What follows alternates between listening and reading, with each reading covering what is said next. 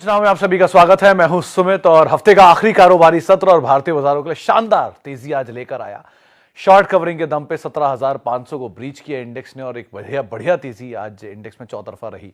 हालांकि जो तेजी है वो एफ&ओ के स्टॉक्स में आपको ज्यादा दिखाई पड़ेगी कंपेरेटिवली कैश मार्केट के स्टॉक्स के, क्योंकि जो कैश मार्केट के ब्रॉडर बेस स्टॉक्स हैं वो भले ही तेजी में थे लेकिन उतनी तेजी में नहीं थे जितने एफ&ओ के स्टॉक्स थे। तो मूड माहौल बढ़िया था, रुझान अच्छा था। 17,500 के ऊपर इंडेक्स ने एक अच्छे मूव भी दिखाए। 850 अंकों की तेजी रही निफ्टी बैंक के अंदर। मिड कैप इंडेक्स 200 अंक चढ़ा। स्मॉल कैप इंडेक्स में भी खरीदारी रही, लेकिन चौतरफा खरीदारी जो थी इसमें थोड़ा सा बैकफुट पे आज कैश मार्केट के स्टॉक्स जरूर देखने को मिले। बाइंग थी पीएसयू बैंक्स में, बाइंग थी बैंक्स में, अदानी समूह के शेयर जो जोरदार तेजी में थे।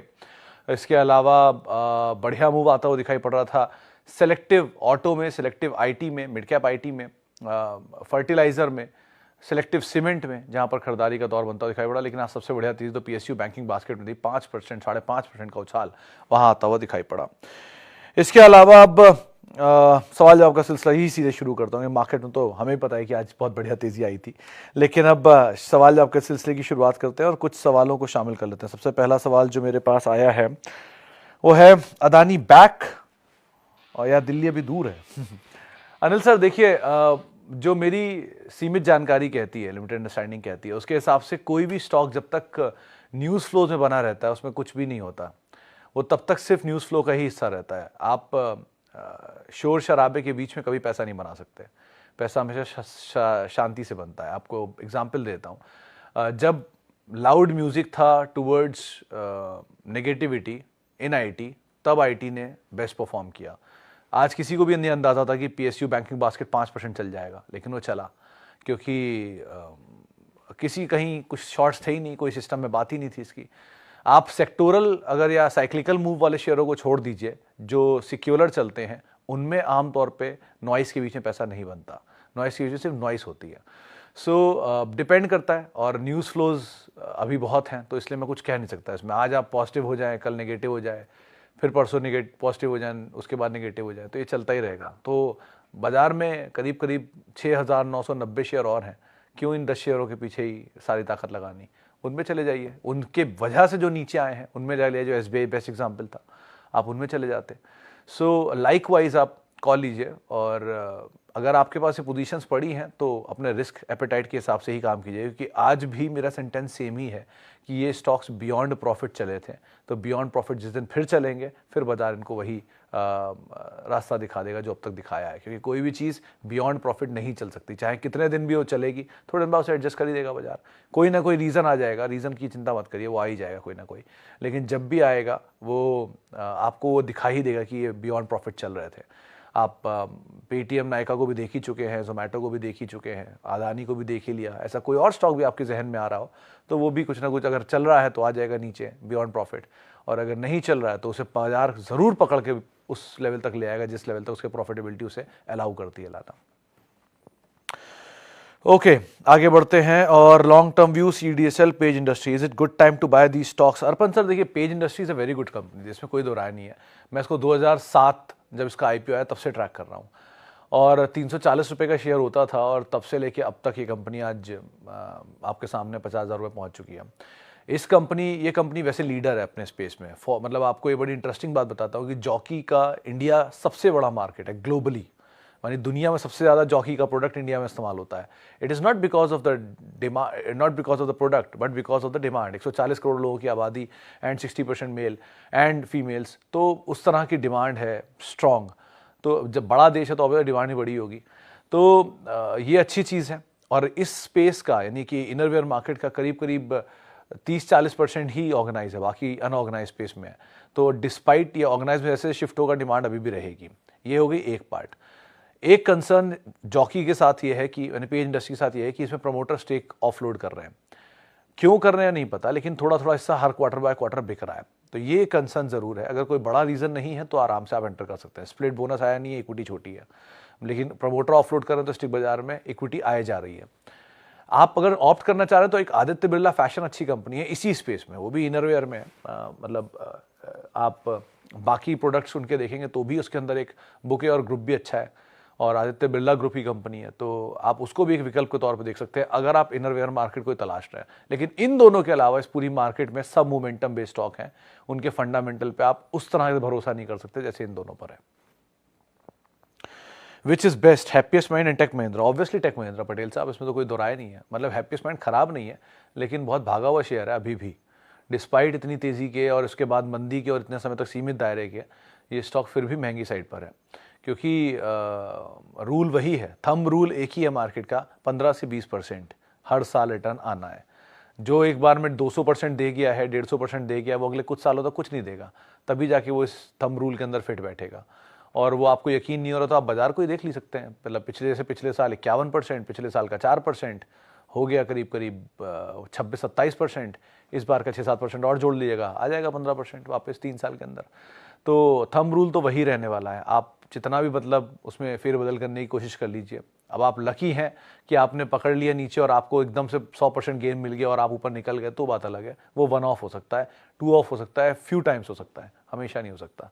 सो हमेशा का रूल सेम है। तो आपको इसीलिए टेक महिंद्रा बोल रहा हूँ, क्योंकि वो एटलीस्ट इतना चला नहीं है, निफ्टी के एमंग वैल्यूएशन वाइज आईटी में सबसे सस्ते स्टॉक्स में शुमार है ये और विप्रो इक्विटी बहुत बड़ी है, टेक महिंद्रा की इक्विटी इतनी बड़ी नहीं है, इसलिए आप एक बार उसको देख सकते हैं। आप कैच ये है कि इसमें आज एक इन्वेस्टर मीट भी है, उसका आउटकम आ जाए तो और अच्छा होगा आपके लिए। Krishna institute of medical health for LT नहीं, लॉन्ग टर्म ही शायद पूछा आपने सर। इससे बेटर आप सौरभ सर किसी बड़े प्लेयर पे चले जाइए, नेशनल बेस प्लेयर। क्योंकि कृष्णा में लिमिटेड मोमेंटम तो आप गैदर कर सकते हैं, यानी कि ये शॉर्ट टर्म जो तेज़ी आती है, मीडियम टर्म मोमेंटम आता है, इसको तो आप पकड़ सकते हैं। लेकिन लॉन्ग टर्म मोमेंटम के लिए, लंबी तेज़ी के लिए अगर आप लेना चाहते हैं तो एक बार को Apollo he is the best, largest player है। सेकंड लार्जेस्ट पे आप जाना चाहते हो तो फिर भी फोर्टिस है, वेदांत अच्छा नाम है, लेकिन वेदांत में इक्विटी सप्लाई आ सकती है क्योंकि आईपीओ का शेयर है, तो उसको अभी कुछ समय के लिए भूल जाए, ज़्यादा बेटर है, नीचे मिल जाए तो अच्छा है। और तीसरा नाम ऑब्वियसली बात आता है फिर मैक्स एंड फोर्टिस, क्योंकि इंडिया में जो मेडिकल टूरिज्म का सबसे बड़ा प्लेयर है वो मैक्स है। तो मैक्स के लिए, क्योंकि अगर आप कभी दिल्ली या दिल्ली के आसपास के एरिया में रहते हैं तो आप खुद ही समझ जाएंगे किस तरह के मेडिकल टूरिज्म इंडिया में होता है। इंडिया की medical tourism is cheapest among the world. जो डॉक्टर मुझे जानते हैं, सुन पा रहे होंगे, वो ज़्यादा अच्छा समझा पाएंगे इसे, लेकिन फिर भी सीमित जानकारी मेरी ये कहती है कि max is the best player among all. तो आप उसे देख सकते हैं। दिल्ली एनसीआर में उनकी प्रेजेंस है, बाकी एरियाज़ में भी है, लेकिन पैन इंडिया प्रेजेंस के लिए अपोलो इज़ द बेस्ट। ये किम जिस कृष्णा की आप बात कर रहे हो, ये डायग्नोस्टिक में मेजरली है और साथ साथ लिमिटेड एरिया में इनके ऑपरेशंस हैं।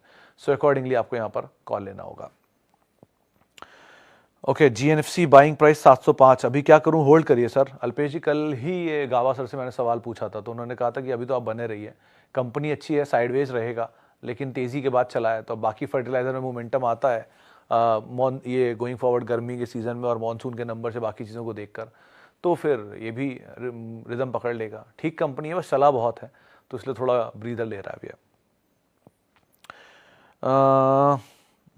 सुमित जी, आपका पोर्टफोलियो का अमाउंट तो ठीक है, जो भी है उससे मेरे को क्या ही फ़र्क पड़ता है, लेकिन क्या सेक्टर वाइज डाइवर्सिटी सही है? इन्होंने लिया हुआ है बजाज फाइनेंस, डीमार्ट, टाटा एलेक्सी, एल&टी, इन्फोटेक, माइंडट्री। एक कॉमन चीज़ बता दूं सुमित जी आपको, आपके चारों स्टॉक में, कि आपने चारों वही स्टॉक लिए जो भागे हुए हैं। आपने शायद बाजार की तेज़ी को देखकर या शायद इन शेयरों की तेज़ी को देखकर आपको लगा कि ये बहुत बढ़िया कंपनी है इसलिए आप एंटर कर गए। इसमें कोई दो राय नहीं, कंपनियाँ ख़राब नहीं है, अच्छी हैं, लेकिन सब भागे हुए हैं। डीमार्ट, बजाज फाइनेंस, टाटा एलेक्सी और एल&टी, इन्फोटेक, माइंडट्री, तो ये चारों भागे हुए शेयर हैं। थोड़ा पेशेंस आपका ले सकते हैं, क्वालिटी वाइज कंसर्न नहीं है इनमें, लेकिन भागे हुए तो थोड़ा आप अपना पेशेंस संभाल के रखिएगा अगर ये कहीं नीचे दिख जाए तो। लेकिन डाइवर्सिफिकेशन थोड़ा और भी किया जा सकता है। एफएमसीजी आपके में नहीं है, आईटी में आपने 2 नाम रख लिए हैं, टाटा एलेक्सी और एल&टी, इन्फोटेक, माइंडट्री, और साथ साथ बैंक्स एक भी नहीं लिया, तो 2-3 नाम उसमें आपको और अच्छे जोड़ने चाहिए। कोशिश ये करिएगा कि जहाँ शोर ना हो वहाँ पर ऐड करिएगा पोजीशंस, जहाँ कोई जिक्र ना कर रहा हो किसी स्टॉक की, और अच्छे स्टॉक की। अच्छी क्वालिटी बुरे समय पर और बुरी क्वालिटी किसी भी समय पर, इन दोनों चीज़ों को हमेशा याद रखिएगा। अच्छी क्वालिटी बुरे समय पर ख़रीदना है और बुरी क्वालिटी किसी भी अच्छे समय पर बेच के निकलना है। तो ये 2 चीज़ें आप हमेशा गांठ बांध के रखिएगा, चाहे बाजार में कोई भी सिचुएशन आए, यही 2 चीज़ें काम आएंगी हमेशा।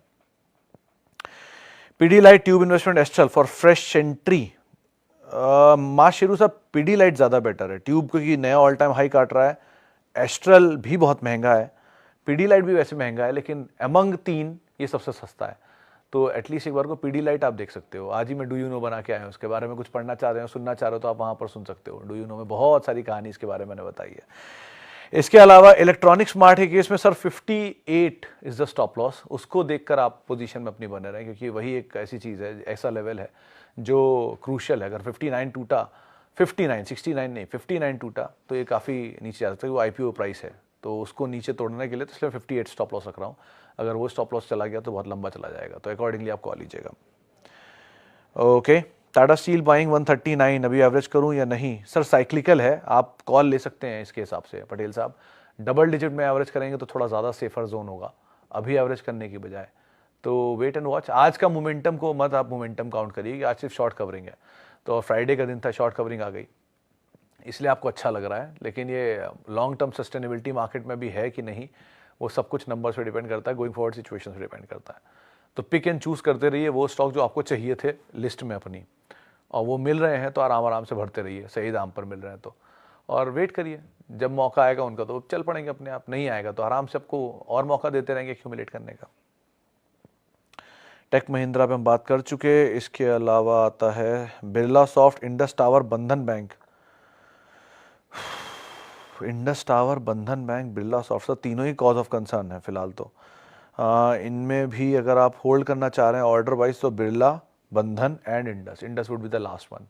इसमें मोमेंटम मिले तीनों में ही तो आप थोड़ा थोड़ा लेकर निकल जाए, ज़्यादा बेटर है। मतलब अपने एपेटाइट के हिसाब से आप इनमें कॉल लीजिएगा, एडजस्ट करके अकॉर्डिंगली कि आपका जितना रिस्क एपेटाइट हो, क्योंकि मैं ये मतलब कंपनियां ख़राब नहीं हैं, बैंक्स भी ख़राब नहीं हैं, बट ये मोमेंटम में ज़्यादा चलते हैं, तो मोमेंटम मिल जाए तो आप निकल जाइए। लॉन्ग टर्म स्टोरी सस्टेनेबिलिटी के लिए हमेशा मैं लीडर इसीलिए बोलता हूँ क्योंकि उसमें पैसा खोने का चांसेस कम होता है छोटी शेयरों के कंपैरिजन में। तो अगर आप पैसा बना नहीं पाए, इतना बड़ा कंसर्न नहीं है, पैसा बचा ले गए वो ज़्यादा इंपॉर्टेंट है। तो पैसा बचा लीजिए लार्ज कैप के साथ रह के। मिड कैप और स्मॉल कैप में आप तब एंटर करिए जब आपके पास एक सब्सटेंशियल क्वांटिटी लार्ज कैप इकट्ठी हो जाए। अगर आपने बहुत सारा एशियन पेंट भर लिया है तो आप जाइए पीडीलाइट में, आप बहुत सारा पीडीलाइट ही भर लिया है तो आप जाइए बर्जर पेंट्स में। इस तरह से आप उसे कैटेगराइज करिए। कोई चीज़ ऐसी नहीं है कि हे वायर में आप जाके कुछ भी ले सकते हैं, आपको हर चीज़ के लिए एक सिस्टम को फॉलो करना पड़ता है। आप नहीं करेंगे, सिस्टम अपने आप आपको फॉलो करवा देगा। बाजार में हर चीज़ अपने हिसाब से हो ही जाएगी एंड में।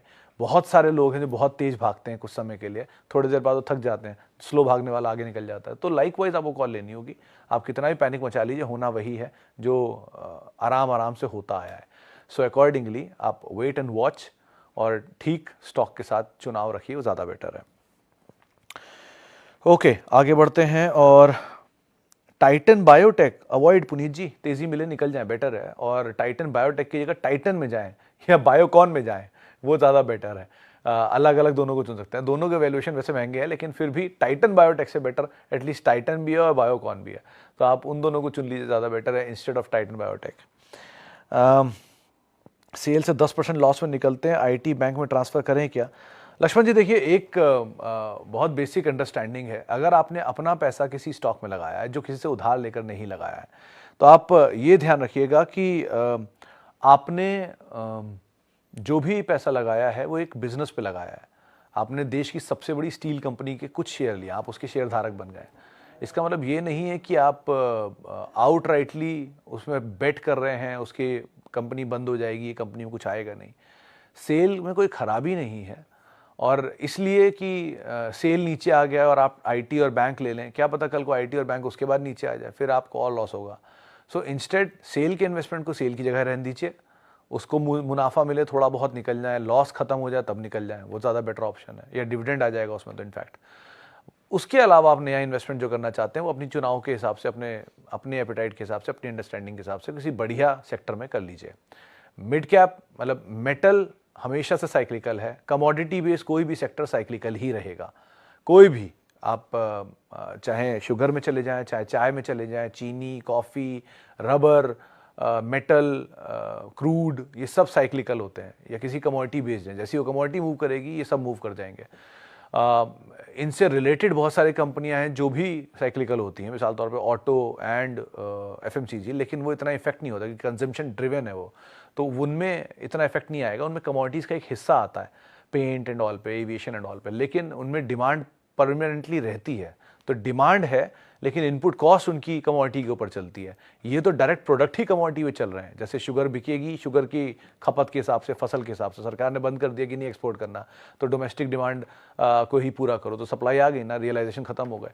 लाइकवाइज चीनी की फसल खराब या शुगर चाय की फसल खराब, रबड़ की फसल खराब, उससे इफेक्ट पड़ता है बहुत सारा। तो उनको आप साइक्लिकली ट्रीट करिए, उनमें आप लॉन्ग टर्म पोर्टफोलियो एसआईपी मत करिए। जिनमें आपको एक परमानेंट डिमांड दिख रही है, एफएमसीजी, आईटी, बैंक्स, फार्मा, उनको आप परमानेंट एसआईपी के तौर पे देख सकते हो। बट अगेन एक ही केविएट है कि आपकी कंपनी शुड बी क्वालिटी। कुछ नहीं समझ में आता तो लार्ज कैप में रहिए, कुछ नहीं समझ में आता तो निफ्टी 50 की क्वालिटी कंपनियों में जो सबसे बड़ी मार्केट कैप होल्ड करती हैं उनके साथ बने रहिए। Okay, Bharat forge and Zomato में क्या करें? भारत फोर्ज में सर फिर भी आप एक बार को बने सकते हैं, जोमेटो में तो तेजी में निकल जाए। और अगर आप दोनों में ही मोमेंटम प्लेयर है, आपको रिस्क एपेटाइट है, तो आप दोनों में बने रहिए, कोई दिक्कत नहीं है। लेकिन लॉन्ग टर्म सस्टेनेबिलिटी के हिसाब से जहां प्रॉफिट नहीं वहां कोई सस्टेनेबिलिटी नहीं। तो भारत फोर्ज में प्रॉफिट है, वहां पर डिविडेंड भी है, लेकिन जोमेटो में कोई प्रॉफिट नहीं है, कोई डिविडेंड नहीं है। तो अगर ये शेयर नहीं चला तो आपको डिविडेंड भी नहीं मिलेगा। तो चल गया तो बात अलग है, लेकिन नहीं चलता तो डिविडेंड बहुत काम आता है। और बिलीव मी, विद टाइम अगर आप डिविडेंड को ही खाली प्ले करेंगे, यानी वो उन कंपनियों में रहेंगे जहां डिविडेंड रेगुलर आता है, तो जब तक आपके 10 साल पूरे होंगे आपके डिविडेंड से उनकी शेयरों की कॉस्ट पूरी कर देगा। जिसमें coal India is the best example. 2010 में आईपीओ आया, आज तक वो शेयर अपने आईपीओ प्राइस से ऊपर रेयर केस में गया है, शायद शुरू में गया था, उसके बाद तो गया भी नहीं, लेकिन आज तक किसी भी शेयर होल्डर को उसमें लॉस नहीं है। क्यों? क्योंकि उसने डिविडेंड इतना दे दिया कि उस डिविडेंड से उस सबकी कॉस्ट फ्री कर चुका है। सो आप कॉल उस हिसाब से लीजिए कि आप क्या इन्वेस्ट कर रहे हैं, कितना इन्वेस्ट कर रहे हैं, कितने समय के लिए इन्वेस्ट कर रहे हैं। लेकिन dividend is a very crucial part of investment, तो उसको आप जरूर ध्यान रखिएगा। ओके, टाटा स्टील बात कर चुके हैं। मुथूट, सौरभ सर नंबर ठीक है इनके, लास्ट क्वार्टर के नंबर थोड़े सबड्यूट थे। कंपनी के गोल्ड रिजर्व में भी कमी आई है, वो उन्होंने बात मेंशन भी की थी कि जो गोल्ड के प्राइसेस बढ़े उसकी वजह से उनका गोल्ड रिजर्व कम हुआ है। गोल्ड के प्राइसेस बढ़ने की वजह से रियलाइजेशन बेटर है, लोन उनको होता नहीं, और सबसे अच्छी चीज़ ये शेयर हायर लेवल से टूटा हुआ है। तो मैंने ये सवाल उनसे पूछा भी था कि आपका शेयर 40% 50% टूट चुका है, तो क्या किसी रिटेल निवेशक को लेना चाहिए? तो बोले अगर आप लंबी अवधि पे हम पर भरोसा करते हैं तो आपको ज़रूर लेना चाहिए। खुद उन्होंने कहा था, आप सुन सकते हैं। तो कंपनी अच्छी है, आप बने रहिए, नीचे के दाम पे आप आराम से एवरेज भी करिए, 900, 950, 800 रुपये के रेंज में एवरेज भी कर सकते हैं आप इसमें। केपीआई एनर्जी, मोहसिन सर अगर आपका रिस्क एपेटाइट ज़्यादा है, आप बड़ा रिस्क लेने के लिए तैयार हैं, तो ही इस शेयर को रखिएगा।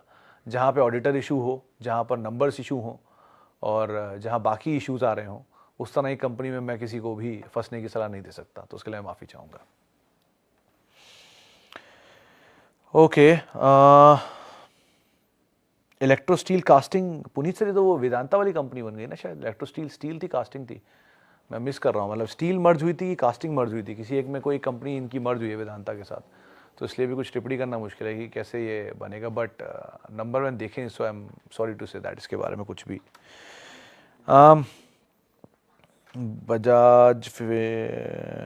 बजाज फिनसर्व और एसआईपी, घोषाल साहब ठीक है, वो न्यूज़ फ्लो भी अच्छे हैं, बट कंसोलिडेशन लंबा चलेगा क्योंकि वो इन्होंने म्यूचुअल वो एडजस्टमेंट दिया है।